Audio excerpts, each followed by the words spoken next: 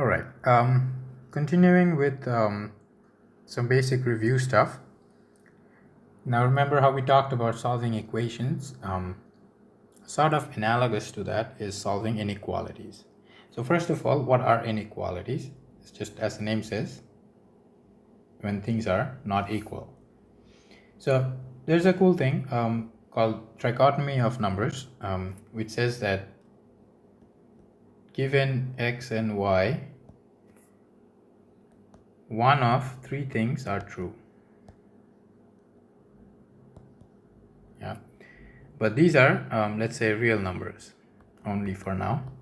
So pick any two real numbers, x and y. Either x is less than y, or x equals y, or x is greater than y. Okay. So this is a consequence of an ordering of real numbers. Not all kinds of systems have ordering, but numbers do, and the result of that is this trichotomy.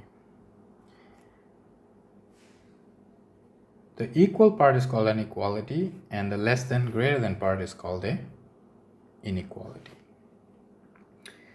Now these can be plotted on number line. Now what is a number line? A number line is basically a line with numbers on it. So you have 0, 1, 2, 3, -1, -2, so on.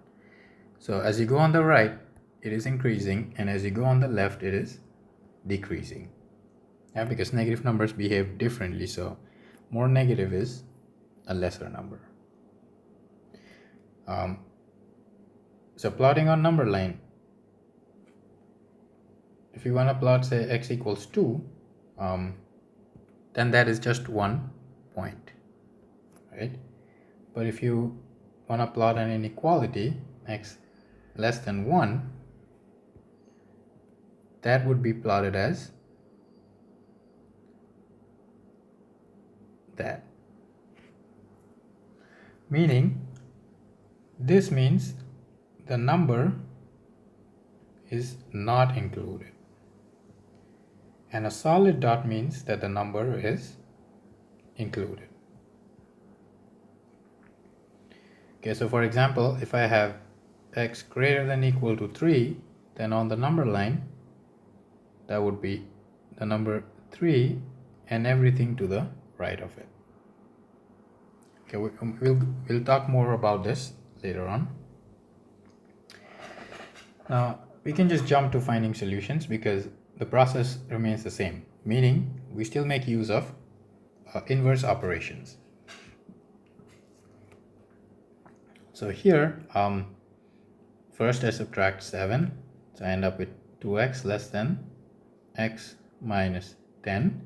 Now I want to collect all the x terms on one side, x less than equals -10.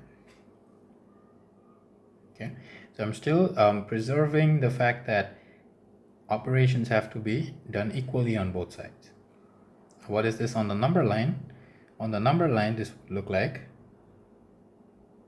because there's a less than equal to, it's a solid dot on -10 and everything to the left of -10. Let's look at this next example. Subtract 3, -x, 4 plus 2x. Now what?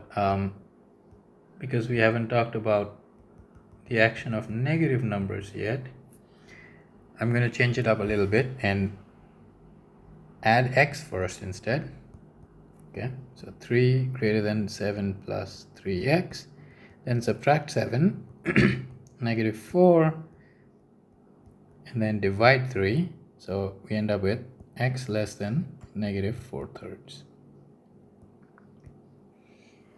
Okay, now the reason I did that is you have to be careful about negative numbers in inequality, meaning if I have -x less than 1, then x is greater than -1.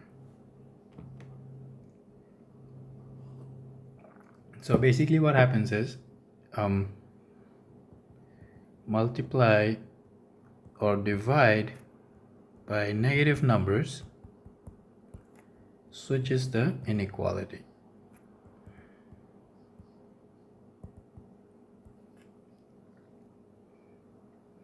Now, sometimes in real life, you have situations where it's not just one inequality, right? You want to impose conditions on it. You want to say something is less than this, but greater than this. It's greater than this, but less than this.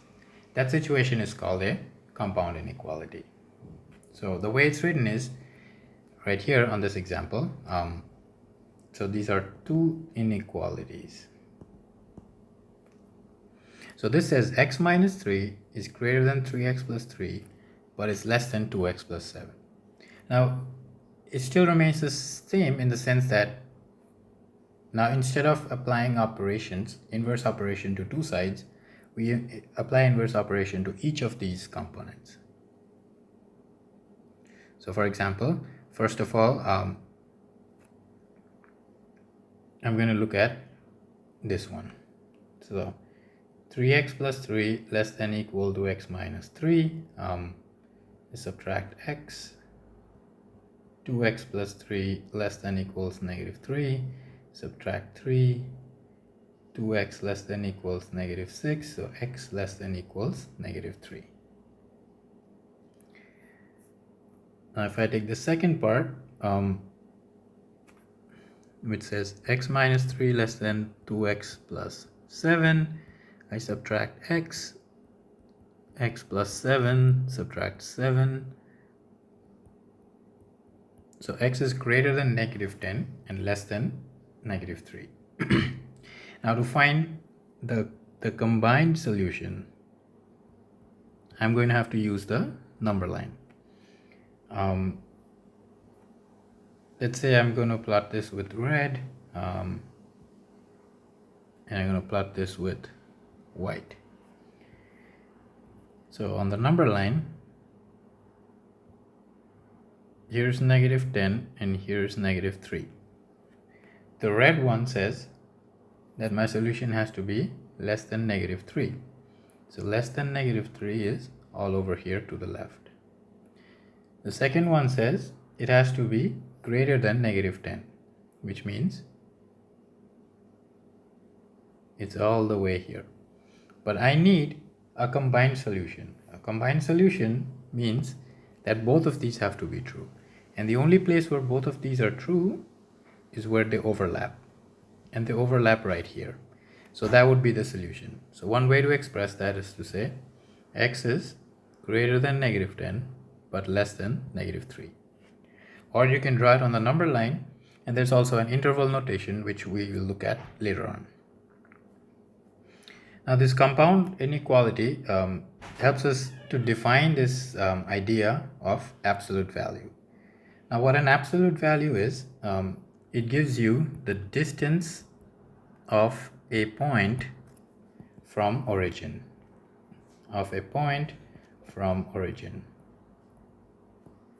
So for example, if this is 0, the numbers 7 and negative 7, they have the same distance from the origin. Okay. So when I say absolute value of x, what it really means is how far it is from 0. Another way to look at it is as a function.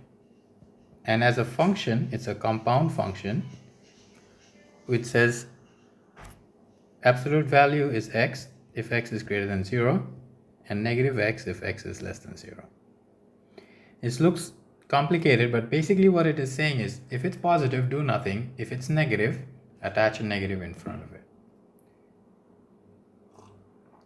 Now, the compound inequalities can be symmetric if you deal with absolute values, meaning saying that the absolute value of an expression is less than half means that you're saying that it's either less than half or it's greater than negative half.